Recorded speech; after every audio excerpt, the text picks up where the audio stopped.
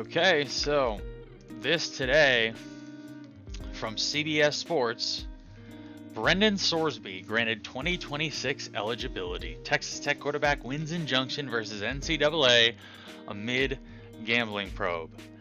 Rest in peace, NCAA. Holy cow. When I saw this, I was pretty floored.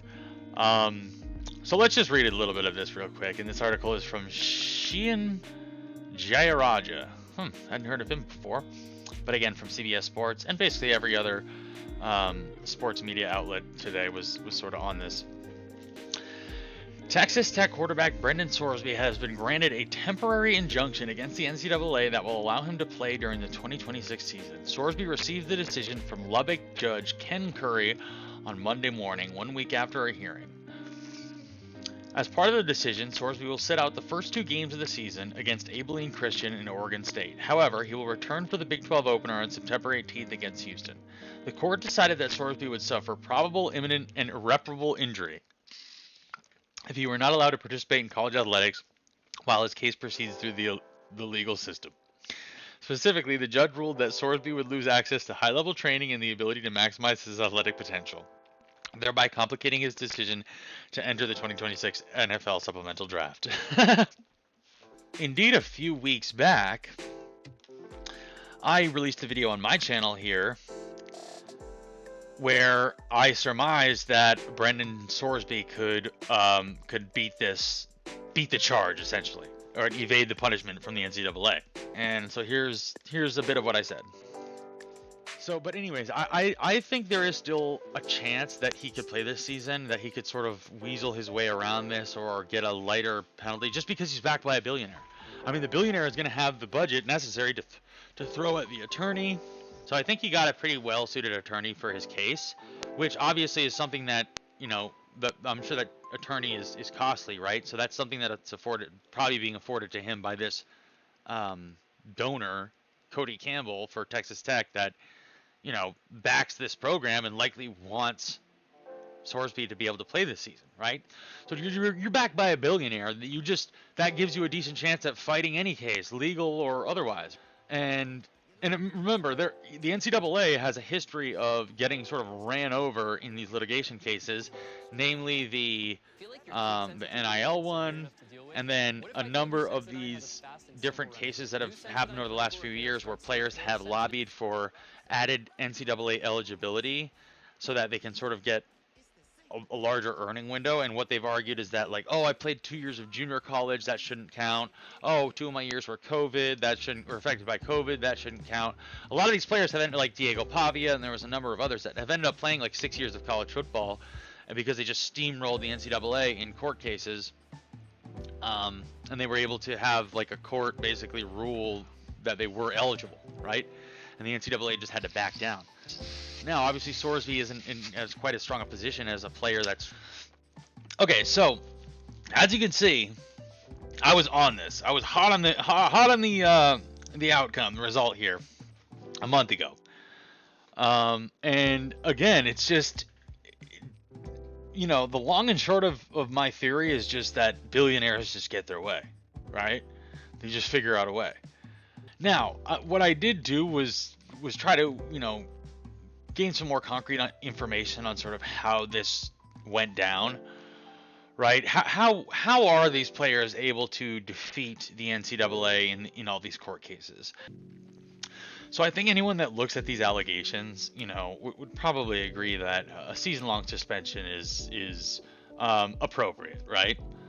So how does the NCAA keep getting stomped on by these courts?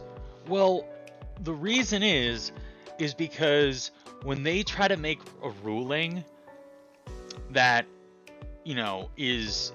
acts as if they are sort of the governing body over all the athletes and programs that play Division I athletics, such as football, they basically end up being in violation of antitrust laws, right?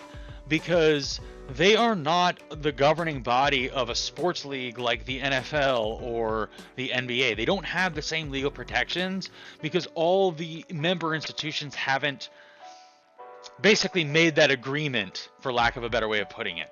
the way they have in the other sports leagues. And the way the NCAA used to get away with enforcing these rules despite not being one of these pro sports leagues is they used to hide behind the guise of amateurism, right? They used to say because it's an educational activity, it's part of, preparing for a future career. They basically, like I said, they used to hide behind amateurism, as they did for so many years. That's why they didn't pay the players, right? Ever since they have been ruled, they have been sort of, the players have been legally recognized as some type of labor group. Now the NCAA can't, is having a harder time enforcing any of their rules, because anytime they do, the the players or whoever's receiving the punishment or receiving the ruling from the NCAA, they're able to basically use these antitrust laws to win in court, right? And there was this big ruling in 2021 that sort of started this cascade of rulings in which I believe it went all the way to the Supreme Court, and I can't remember the exact case, but I believe the Supreme Court basically ruled and signaled that, like, the NCAA was in violation of a lot of antitrust laws should they try to put limitations on the compensations and the rights of what is essentially this labor party, which is the players, right? So that's why they keep losing these cases, right? If you just look at what this says here, the court decided that Sorsby would suffer probable, imminent, and irreparable injury if he were not allowed to participate in college athletics while his case proceeds through the legal system. And by the way, that's basically exactly what I said in my previous video, was that they will have a judge give them the ability to sort of give him the ability to play while this plays out in court, right? In this case, a judge didn't even have to look at the NCAA bylaws and say, like, well, does it actually say that he should be out for a full season if he's involved in gambling? He didn't have to look at the bylaws. The bylaws do state that clearly. All the judge had to see in this case was that the application of the bylaws by the NCAA might be legally improper because of these antitrust laws, right? So he grants the injunction, and now they fight in court over whether the NCAA actually has the right to enforce these laws, right? And in the meantime, Sorsby gets to play exactly like I was saying he would, or that was basically the backbone of my reasoning that he would get to play, is that the lawyers will just buy time, right? They'll just kick the can down the road long enough to where he'll play the season, and then it'll be over and done with, and it won't really matter anymore. So the other part of this that's obviously really relevant is the recent college sports bill that, like, Ted Cruz and another senator or something have been trying to push through. And indeed, we saw Nick Saban. Here's the article right here. So if we just take a look at this article here, Nick Saban, Notre Dame AD, back Protect College Sports Act as Congress targets NIL reform. This is also from CBS Sports, obviously. The future of college athletics is extremely uncertain, and Congress is trying to step in with federal legislation. Senator Ted Cruz and Senator Maria Cantwell introduced the Protect College Sports Act last week, and a handful of notable figures within college athletics showed up to testify and express support for the bill in a Senate Commerce Committee hearing on Wednesday. Okay, so these are sort of the bullet points of the bill, the Protect College Sports Act. Create one national NIL law that overrides the state-by-state rules. Give the NCAA and conferences broader antitrust protection against lawsuits. Create federal oversight and disclosure requirements for NIL deals. Increase regulation of boosters, collectives, and athlete agents. Allow enforcement entities to review NIL deals for fair market value. Give governing bodies more authority over transfer rules and tampering. Require schools to provide certain athlete health, safety, and academic protections. Restrict some in-season coaching movement and hiring activity. Formalize the post-house settlement structure into federal law. Strengthen the NCAA's ability to enforce compensation and eligibility rules. I mean, think of what a plantation organization the NCAA was for like 100 years. We're going to give them back power. We're going to re-empower them. These were the people that were stealing, that were running this like slave operation for how long? Just completely exploiting the labor of these players for so much money. The NCAA and all these schools member institutions of the NCAA were raking in off the backs of these players under the guise of amateurism, right? What is what is NCAA more emblematic of than the fraud that is amateurism? What I don't like are any of these aspects of this, these bullet points, that do anything to suppress what these players are able to make, basically, right?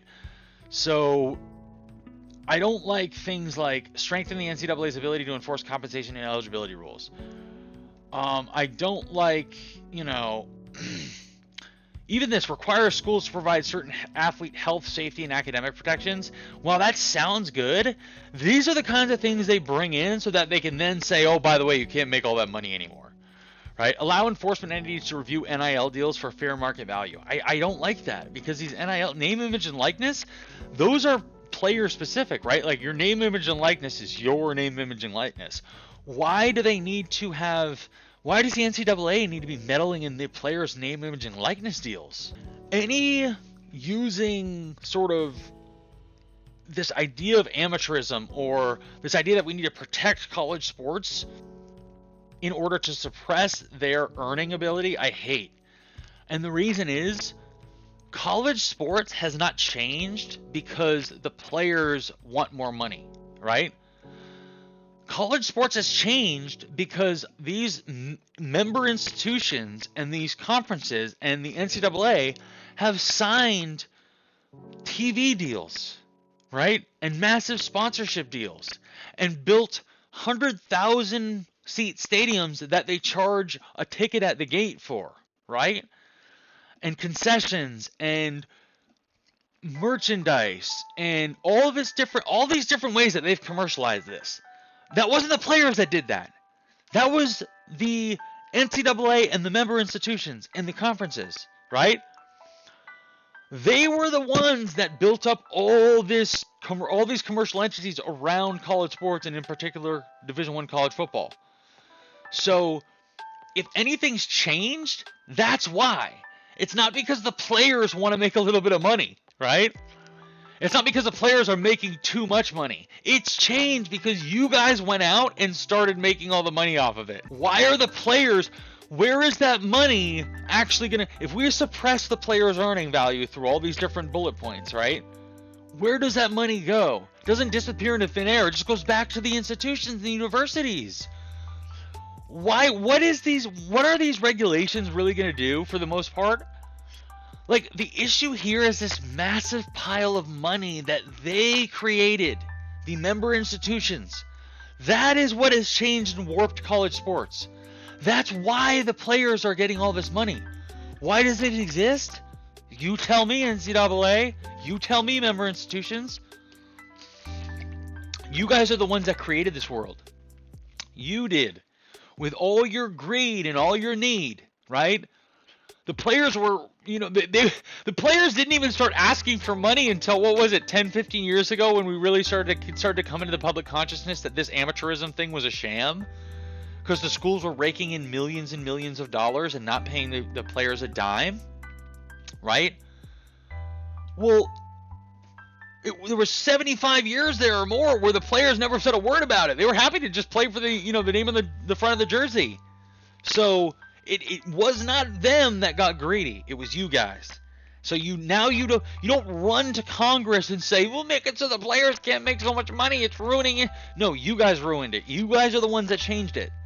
So if you want things to change back to the way they were, start clawing back some of those TV deals. Start clawing back some of those commercial deals. Start clawing back some of that merchandise that you're making all that money off of. We're not going to turn back the clock just for the players, so that the money, restrict the money that they can make, so more of it just goes into your pocket. It's ridiculous. Anyways, I could rant on this all day. The NCAA just tends to get on my nerves. We'll see if there's any other updates on this. I'm not convinced that this is quite over yet. I think there could still be, maybe some more back and forth on it, or potentially more rulings. I don't fully understand how that legal part of it works, but at least for now, Brendan Sorsby is eligible to play. So he'll be practicing. He'll be preparing for the season, which is, coming up pretty close, pretty quick here in a couple of months. They'll be, getting into that preseason time. So interesting development there. And as I said, if anything more comes of it, then talk some more about it. Appreciate everyone watching or listening.